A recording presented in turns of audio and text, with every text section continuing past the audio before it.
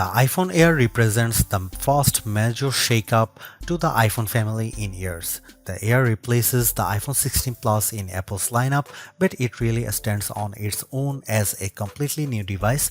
In fact, the iPhone Air really feels like a blueprint for the future as Apple nears the 20th anniversary of the original iPhone. Measuring 5.6mm, the iPhone Air is the thinnest phone in the world that's not a foldable, and yet it feels very sturdy thanks to its titanium frame. I have literally tried to bend and break this handset and it stayed intact. The Air doesn't skimp on performance either, packing an A19 Pro chip for playing demanding games and taking advantage of Apple intelligence. So what's the catch with this super slim Air? There's only a single camera, and while the battery life is pretty solid for something this size, you get less endurance versus the iPhone 17 Pro models. But it might still be the best phone for you, depending on what you are looking for. Here is the pros and cons in my full iPhone Air review.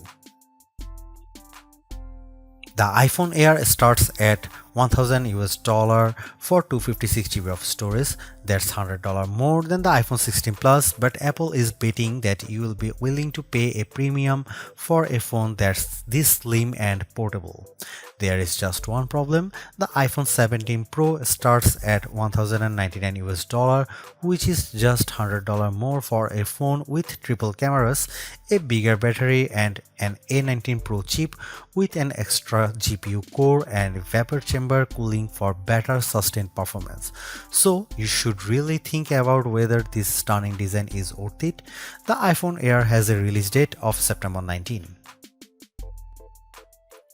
The iPhone Air is so thin and light that you are worried for its safety when you see it from across the room, but you will feel reassured when you put it in your hands.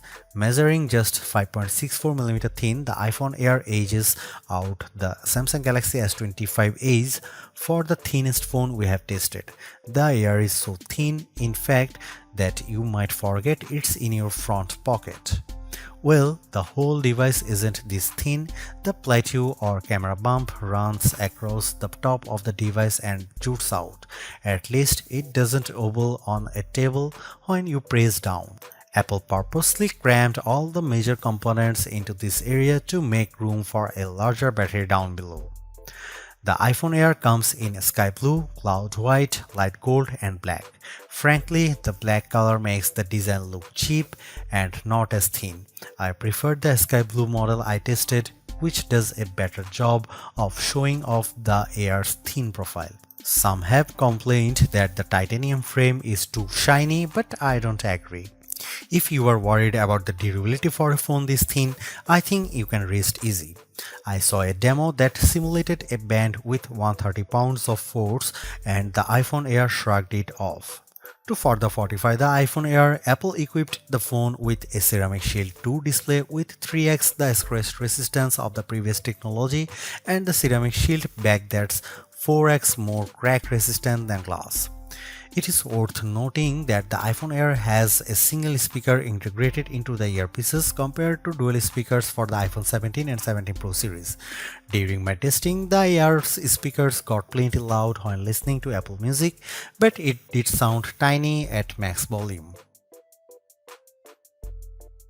Some have shared in our YouTube interview with Apple on the iPhone Air that they wish that this phone came in a mini size. I say there is no need, you get the best of both worlds with this device, a large 6.5-inch display in a very pocket-friendly size. And it's a pretty damn good ProMotion screen too, with a rated maximum outdoor brightness of 3000 nits, a 1 to 120Hz refresh rate, and anti-reflection tech built in. Outdoors, I put the iPhone Air up against the Galaxy S25 Edge, playing the same Begonia trailer, and Emma's tone looked brighter, plus there was less glare. The iPhone Air didn't perform quite well as in our lab testing, covering less of the DCI-P3 color space and turning in a slightly worse Delta E accuracy score. The iPhone Air features a single 48 megapixel fusion camera with 2x optical quality zoom. No telephoto, no ultra-wide, but it is a pretty strong performer based on my testing. Just don't expect much more from the 10x digital zoom. The iPhone Air does bring some cool new camera features to the table that are also available on the iPhone 17, 17 Pro and 17 Pro Max. This includes an 18 megapixel center stage front camera that leverages a square sensor to let you shoot landscape selfies without having to flip the phone in your hand. Here are some camera samples of the new iPhone Air.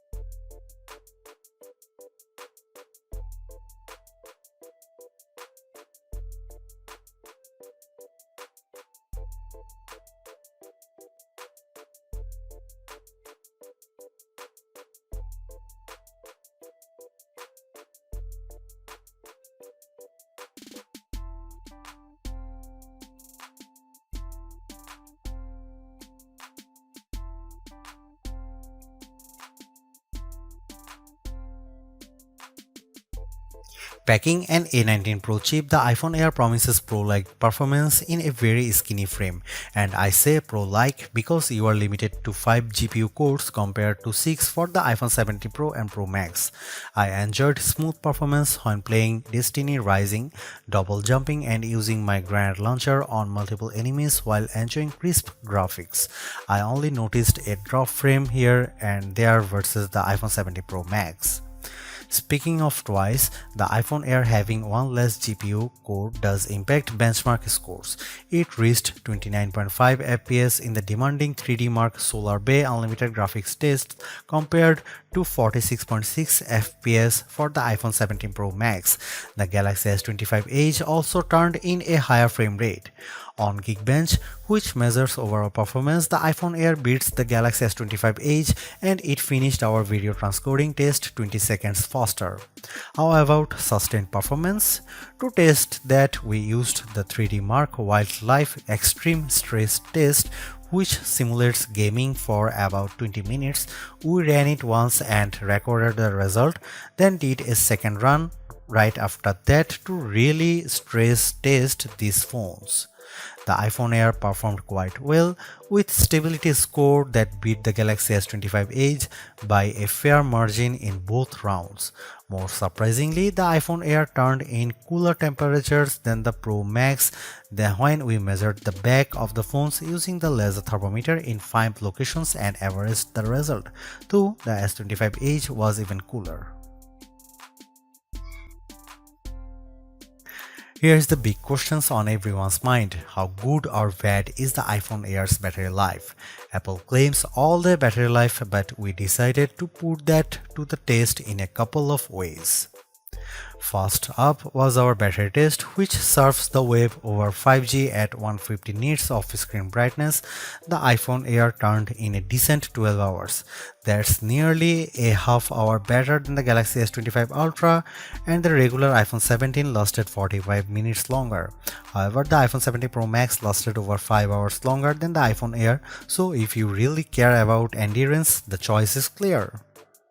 I also compared the iPhone Air's battery life versus other phones when streaming the same YouTube video over Wi-Fi for 5 hours at 50% screen brightness. The iPhone Air was down to 81%, which is better than the Galaxy S25 Edge's 67%. Note that Apple sells a $99 MagSafe Battery Pack for the iPhone Air that's designed to deliver 65% more power. The iPhone Air puts most of its components in the plateau towards to the top of the device, and this is the area that got fairly warm during my testing.